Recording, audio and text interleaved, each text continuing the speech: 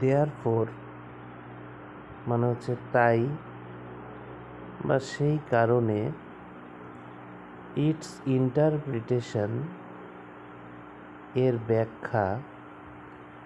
এর ব্যাখ্যা বলতে এখানে আদার অথরিটিস এর ব্যাখ্যা বোঝানো হয়েছে,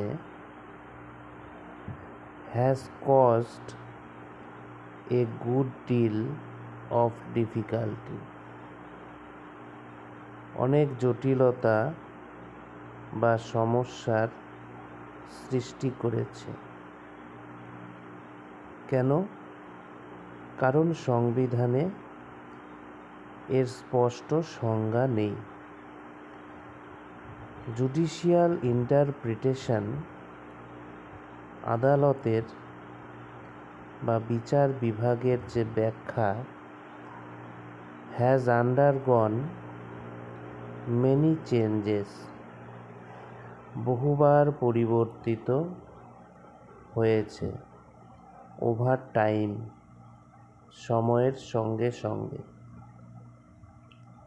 তাহলে বলেছে এখানে যে তাই আদার অথরিটিস শব্দটির অর্থ ব্যাখ্যা করতে অনেক সমস্যা সৃষ্টি হয়েছে, ফলে আদালত সময়ে সময়ে এই শব্দটির ভিন্ন ভিন্ন ব্যাখ্যা দিয়েছে এবং সেই ব্যাখ্যাগুলি অনেকবার পরিবর্তিত হয়েছে। ধরুন, সংবিধানে লেখা আছে আদার অথরিটিস, কিন্তু কারা এর মধ্যে পড়বে তা লেখা নেই। তখন আদালত এক মামলায় বলল যে সরকারি কোম্পানি এর মধ্যে পড়বে।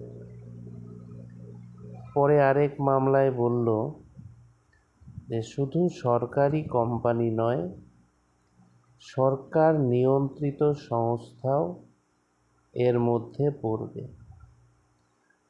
আবার পরবর্তী মামলায় আরও বিস্তৃত ব্যাখ্যা দিল। অর্থাৎ সময়ের সঙ্গে আদালতের ব্যাখ্যা পরিবর্তিত ও বিস্তৃত হয়েছে। তাহলে আদার অথরিটিস এর কোনো নির্দিষ্ট সংজ্ঞা না থাকায় এর অর্থ নির্ধারণে আদালতের ব্যাখ্যা গুরুত্বপূর্ণ।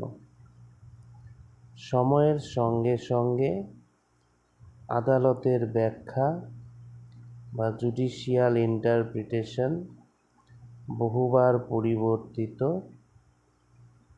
ও বিকশিত হয়েছে। তাহলে মনে রাখার ট্রিক কি? যে সংজ্ঞা নেই, বিভ্রান্তি হয়েছে, আদালত ব্যাখ্যা দিয়েছে, সময়ের সঙ্গে সেই ব্যাখ্যা বদলেছে। তাহলে আদার অথরিটিস শব্দটির ব্যাখ্যা সময়ের সঙ্গে পরিবর্তিত হওয়ার প্রধান কারণ কি? সংবিধানে এর স্পষ্ট সংজ্ঞা নেই।